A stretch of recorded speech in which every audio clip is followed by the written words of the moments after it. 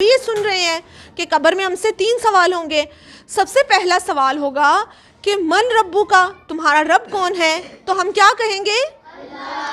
अल्लाह।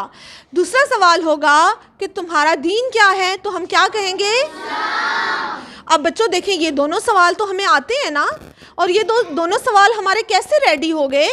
इसलिए कि हम मुस्लिम फैमिलीज़ में पैदा हुए हैं, हमारे पेरेंट्स, हमारे घर वाले मुसलमान हैं, और हमें बचपन से ये बात बता दी गई है, शुरू से ये बात बता दी गई है कि हमारा रब कौन है और हमारा दीन क्या है।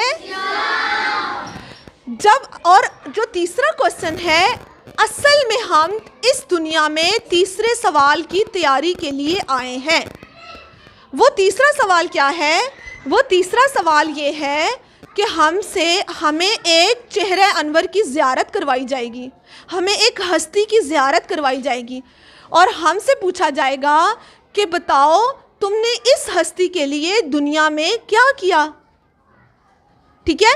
और वो कुछ जगह पर हमने ये सुना, कुछ जगह पर हमने ये सुना कि पढ़ा कि हमसे ये पूछा जाएगा कि इस हस्ती को पहचानो, ये जो चेहरा अनवर की ज़ियारत करवाई जा रही है, इनको पहचानो, ये कौन है।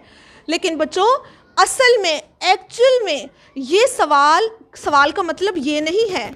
देखें, अगर सिर्फ पहचान का मसला होता, अगर सिर्फ नबी पाक सल्लल्लाहु अलैहि वसल्लम के चेहरे अनवर को दिखाकर हमसे ये पूछा जाता कि इनको पहचानो, तो बच्चों सहाबा की ज़िंदगियाँ तो हमारे सामने हैं। सहाबा ने रसूलुल्लाह सल्लल्लाहु अलैहि वसल्लम के साथ अपनी पूरी ज़िंदगी गुजारी, और फिर हमारे नबी के दुनिया से पर्दा फरमाने के बाद उन्होंने जहाद का और इस्लाम के लिए कुर्बानियों का सिलसिला जारी रखा। अगर सिर्फ पहचान का सवाल होता तो सहाबा किराम का क्वेश्चन तो रेडी था, उनको फिर इतनी ज़्यादा कुर्बानियाँ देने की ज़रूरत क्यों पड़ी? वो तो कहते भाई हमने तो आखिरी नबी के साथ टाइम गुजारा है, पूरी लाइफ गुजारी है, हमें तो पहचान है उनके चेहरे अनवर की।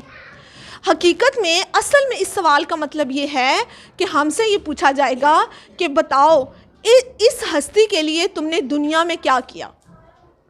तो बताएं बच्चों, क्या हमारा ये सवाल रेडी है?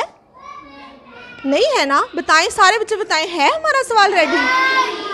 हम इस सवाल की तैयारी के लिए दुनिया में आए हैं, लेकिन हम इस सवाल को रेडी नहीं कर रहे। हमें इस सवाल को कैसे रेडी करना है बच्चों?